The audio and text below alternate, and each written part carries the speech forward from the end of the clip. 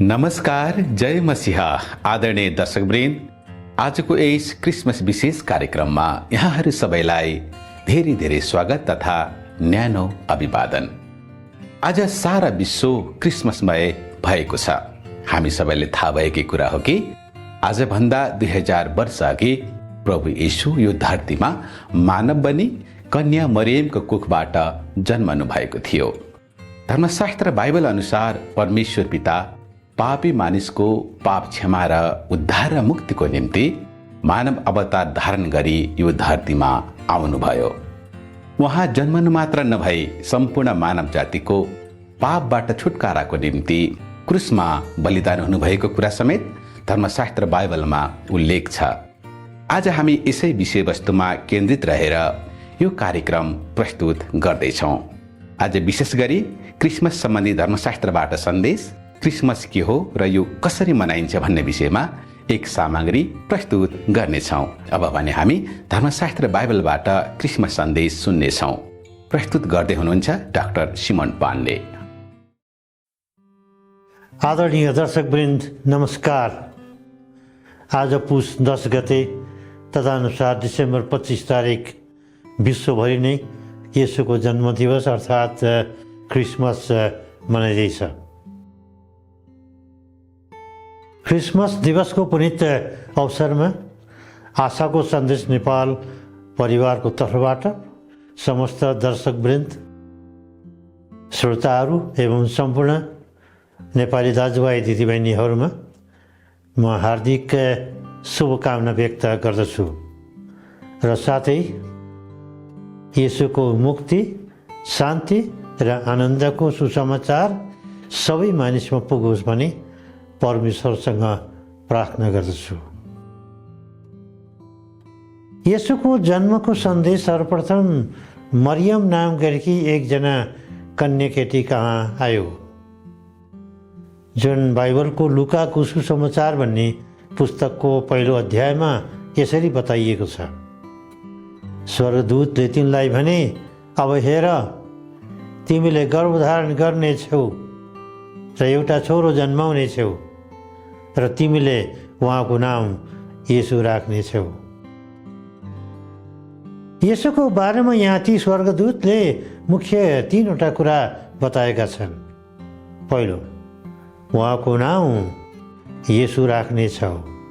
येशू नामको अर्थ मुक्तिदाता हो। उहाँ सम्पूर्ण मानव जातिको मुक्तिदाता भएर यस संसारमा आउनुभयो। दोस्रो, उहाँ परम प्रधानका पुत्र कहलाइनुहुनेछ। यसको अर्थ येशू नै परमेश्वर हुनुहुन्छ। परमेश्वर मानिस भएर आउनुभयो। तेस्रो, उहाँले सदा सर्वदै राज्य गर्नुहुनेछ र उहाँको राज्यको अन्त हुने छैन। त्यसको अर्थ येशू राजा हुनुहुन्छ। उहाँले एक दिन प्रत्यक्ष राज्य गर्नुहुनेछ। हामी त्यो राज्यको प्रतीक्षा गर्दैछौँ। त्यो महिमित र अनन्तको राज्य हुनेछ। मरियमको निम्ति त्यो अत्यन्तै आनन्दको सन्देश थियो। त्यो सन्देश तिनको निम्ति मात्र थिएन, तर सम्पूर्ण मानव जातिको लागि पनि थियो। येशूको जन्मोत्सवको अवसरमा फेरि पनि म सबै दर्शकहरू, श्रोताहरू एवं सम्पूर्ण नेपाली दाजुभाइ दिदीबहिनीहरूमा हार्दिक शुभकामना व्यक्त गर्दछु। धन्यवाद, नमस्कार। यो सन्देशपछि पुनः कार्यक्रममा स्वागत छ। दर्शकवृन्द, आज यो क्रिसमस विशेष कार्यक्रम भएको हुँदा अब हामी क्रिसमस के हो र यो कसरी मनाइन्छ भन्ने विषयमा एक सामग्री प्रस्तुत गर्दैछौँ। आउँदै गरेको क्रिसमस र नयाँ सालको कारणले संसार उल्लासमय बन्दैछ। कुनै न कुनै तरिकाले संसारका सबै देशमा यो पर्व मनाएकै छन्। यो पर्व यसरी विश्वव्यापी हुनुको पछाडि के कस्ता कारणहरू छन् भनेर तपाईँ अनि मैले जानकारी प्राप्त गर्नै पर्छ। यो दिनलाई नेपालमा मात्र नभई संसारैभरि व्यापारिक महत्त्वले मात्र हिजो आज हेर्न थालिएको छ, तर वास्तविक अर्थ भने यी दुवैभन्दा फरक छ। क्रिसमसको खास अर्थलाई छोटो र सम्झन सजिलो बनाएर भन्ने हो भने 4 शब्दमा भन्न सकिन्छ: प्रेम, बलिदान, सम्बन्ध र उद्धार। यो यस्तो पावन दिन हो जुन दिनमा स्वर्ग पृथ्वीका सृष्टिकर्ता परमेश्वर, जो सर्वोच्च, सर्वशक्तिमान, सर्वज्ञानी, सर्वव्यापी र सार्वभौम अनि सबैका परमेश्वर हुनुहुन्छ, उहाँबाट टाढिएका सबैलाई बिना शर्त प्रेम गरी सबै खाले पाप, अधर्म र अपराधहरूबाट उहाँमाथि भक्तिपूर्वक गरेको विश्वासको आधारमा क्षमा, मुक्ति, उद्धार दिन र दृश्य अदृश्य सम्पूर्ण बन्धनहरूबाट सधैँका लागि स्वतन्त्र गर्न मानव रूप धारण गरेर कन्या मरियमको कोखबाट संसारमा पैदा हुनुभएको दिन हो। यो सन्दर्भमा दुईवटा कुरा बुझ्नै पर्छ। पहिलो, मानिस जन्मेर हुर्केर पाप कर्म गर्न थालेकाले पापी भएको नभई उसको जन्म नै पापमा भएको कारणले उसको स्वभाव नै पापी हुन गएको हो। त्यसैले यो कसैले कसैलाई दोष आरोप लगाएको नभई स्वभावैले सबैले स्वीकार गर्नुपर्ने यथार्थ हो। दोस्रो कुरा, उहाँले यसै कारणले मानव रूप धारण गर्नु पर्यो कि मानिसका पाप मोचन जन्तु जनावरको बलिदानद्वारा नभई दोष बमोजिमको मूल्य चुकाउनु पर्ने भएकोले हो। प्रभु येशू सबै र सधैँका लागि एकैपटक बलिदान भएर गाडिएको ठाउँबाट तेस्रो दिनमा पुनरुत्थान भएर पापमाथि विजय हासिल गर्नुभएकोले सो उपरान्त कसैले पनि आफ्नो पापबाट क्षमा, छुटकारा, उद्धार, मुक्ति पाउन कुनै पनि अब पशुबलि गर्नु आवश्यक छैन।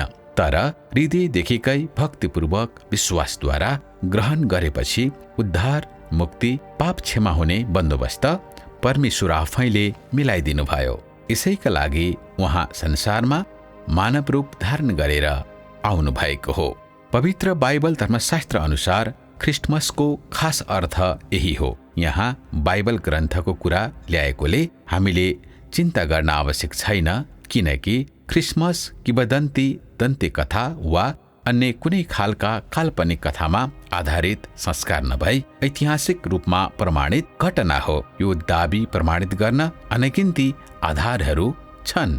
यसका लागि इतिहास साक्षी छ, संसारले मानिआएको क्यालेन्डर साक्षी छ, धर्मशास्त्रमा लेखिएको छ, सर्वोच्चमा परमेश्वरलाई महिमा र पृथ्वीमा जुन मानिसहरूसँग उहाँ प्रसन्न हुनुहुन्छ तिनीहरूलाई शान्ति। यो खण्ड लुक्का रचित सुसमाचार 2 अध्यायको 14 श्लोकमा उल्लेख छ। ऋण मोचन नहुन्जेल कसैलाई पनि शान्ति हुँदैन।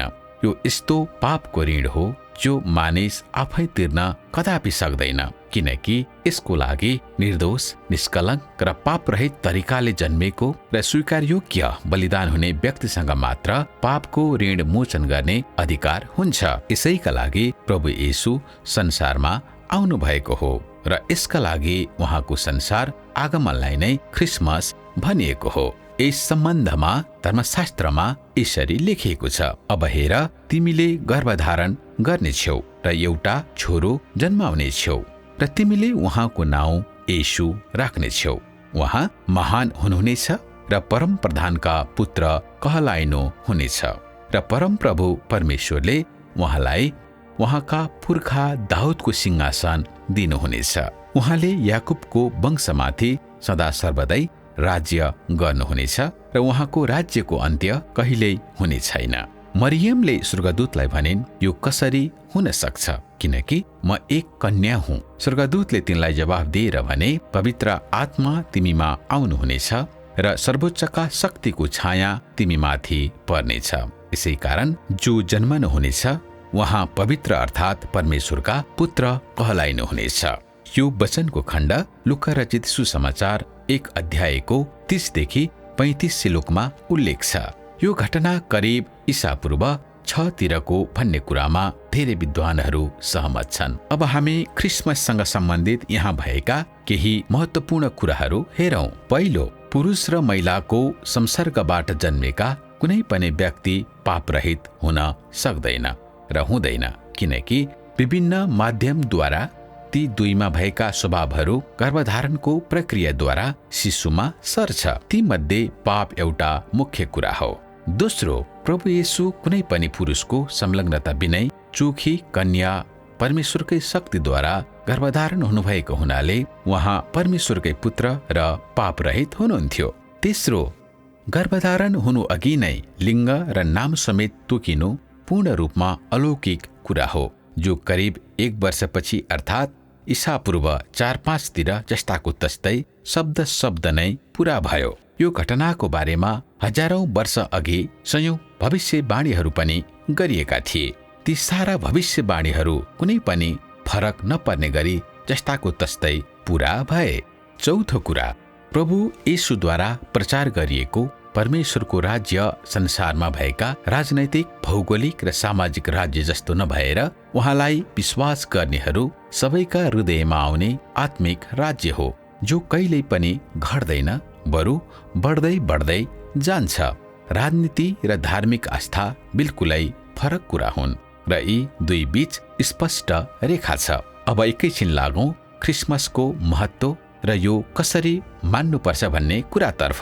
पहिलो कुरा, परमेश्वरले विगतमा आफूलाई चिनाउन विभिन्न तरिकाले प्रगतिशील रूपमा प्रकट गर्नुभयो। उहाँ देह धारण गरेर आउनु भएपछि नेपाल लगायत संसारका सबै जात-जाति, भाषा, धर्म, वर्ण, लिङ्ग, भूगोलका असंख्य मानिसहरू उहाँलाई विश्वास गरेर आउने क्रम आजसम्म पनि जारी छ। यो क्रम कहिले घट्दैन, बरु बढ्दै बढ्दै मात्र जान्छ। यस्तो महान सन्देश सबैलाई सुनाएर, बुझाएर र उहाँका भक्तजनहरू सबै आफूलाई पाइक पर्ने ठाउँमा भेला भएर उहाँकै आदर, प्रशंसा र आराधना गरेर उहाँको जन्मोत्सव मनाउनु वाञ्छनीय हुन्छ। दोस्रो कुरा, क्रिसमस भनेको विश्वासद्वारा मानिसले परमेश्वरसँग सिधै सम्बन्ध गाँसेर उदार मुक्तिको निश्चयता र अनन्तसम्मका लागि उहाँकै सन्तानका रूपमा हक अधिकार पाउने बाटो खुलाइएको दिन हो। त्यसकारण परमेश्वरले मानिसबाट चाहनु भएको सबैभन्दा उत्कृष्ट कुरा हाम्रो इमानदार र निष्कलङ्क हृदय, भक्ति र समर्पण हो। यिनै कुराहरू शुद्ध हृदयले सधैँका लागि सुम्पिएर क्रिसमस मनाउनुपर्छ, किनकि मत्ती 9 अध्यायको 13 श्लोक, मर्कुस 10 अध्यायको 45 श्लोक, लुक्का रचित सुसमाचार 19 अध्यायको 10 श्लोकमा जुन कुराहरू स्पष्टसँग लेखिएको छ। तेस्रो कुरा, सम्पूर्ण मानिसका लागि परमेश्वरको मौलिक र मुख्य उद्देश्य उहाँले आफ्नै स्वरूप र प्रतिरूपमा सृजिएकाहरू विश्वासद्वारा उहाँसँगै पुनर्मिलापमा आउनु हो। धर्मशास्त्रमा लेखिएको छ, सुन्नुहोस्, फेरि परमेश्वरले भन्नुभयो, मानिसलाई आफ्नै स्वरूपमा, आफ्नै प्रतिरूपमा बनाऊ। तिनीहरूले समुद्रका माछाहरू, आकाशका पन्छीहरू, पालिने पशुहरू र जमिनमा चलहल गर्ने सबै जन्तुहरूमाथि अधिकार गरून्। यो खण्ड उत्पत्ति 1 अध्यायको 26 श्लोकमा स्पष्ट लेखिएको छ। सारा हृदयले उहाँमा विश्वास, भक्ति र भरोसा गरेर उहाँले सिकाउनु, देखाउनु भए अनुसार जिएर, अरूको सेवा गरेर, दीन दुखी असहायहरूको सेवा गरेर, उहाँको प्रेमद्वारा परिचालित भएर हामीले क्रिसमस मनाउनु असल हुन्छ। चौथो कुरा, प्रभु येशू मानव देह धारण गरेर कन्या मरियमको कोखबाट संसारमा पैदा हुनुभएको दिन नै क्रिसमस भएकोले उहाँमाथि विश्वास गर्नेहरू सबैलाई येशू ख्रीष्ट जस्तै बनाउनलाई उहाँ संसारमा मानव देह धारण गरेर आउनु भएकोले उहाँमाथि विश्वास गर्नेहरू जो कोही उहाँ जस्तै हुन सक्छन्। यो बाचुन्जेल चलिरहने प्रक्रिया हो। अन्त्यमा जसलाई उहाँले पहिलेबाटै चुन्नु भएको छ, उहाँले तिनीहरूलाई आफ्ना पुत्रको रूप समान बनाउनलाई धेरै भाइहरू मध्ये उहाँ चाहिँ ज्येष्ठ हुन् भनेर अघिबाटै नियुक्त गर्नुभयो। अर्थात् यस अर्थमा तपाईहरू सबैका जीवनमा पनि सच्चा क्रिसमस आओस् भन्ने कामना सहित यो सामग्री यही अन्त्य गर्न चाहन्छौँ। तपाईहरू सबैलाई बढादिन क्रिसमस तथा आउने लागेको नयाँ साल 2023 को हार्दिक शुभकामना। दर्शकवृन्द, क्रिसमस विशेष कार्यक्रम आजलाई यति नै। हामी आशा गर्दछौँ कि यो कार्यक्रम हेरेर यहाँहरूले पक्कै पनि आशिषको अनुभव गर्नुभएको छ।